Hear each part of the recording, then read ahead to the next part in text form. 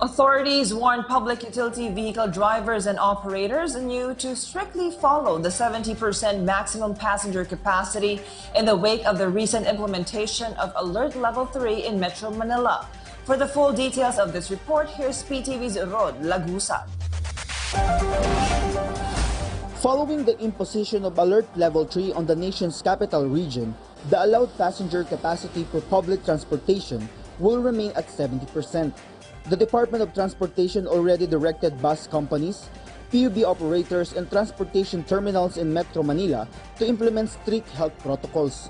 Transportation Secretary Arthur Tugad explained that by keeping the passenger capacity at 70%, public transport services will keep up with the demand.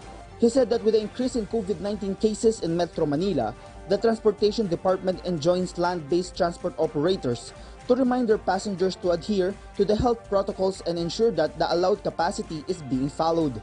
Meanwhile, Tugad urged the public to cooperate and follow the 7 commandments of public transportation recommended by health experts, including the wearing of face mask, avoiding talking and making phone calls, no eating, and observing physical distancing.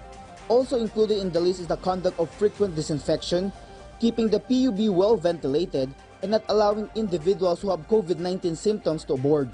The Land Transportation Office reminded drivers and conductors to strictly implement the allowed passenger capacity.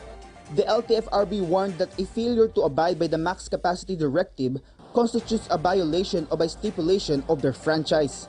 SFE, who lives in Antipolo City and works in a mall in Parañaque City, shared the difficulties that commuters like her have to go through.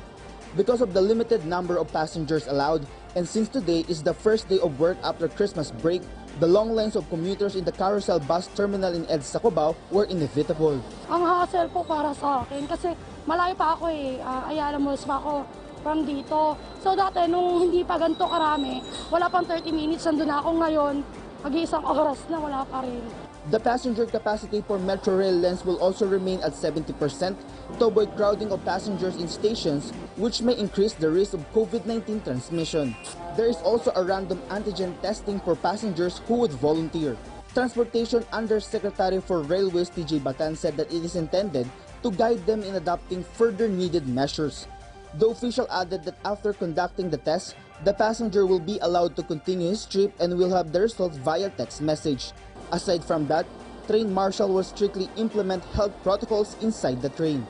Rod Lagusad for the Nation.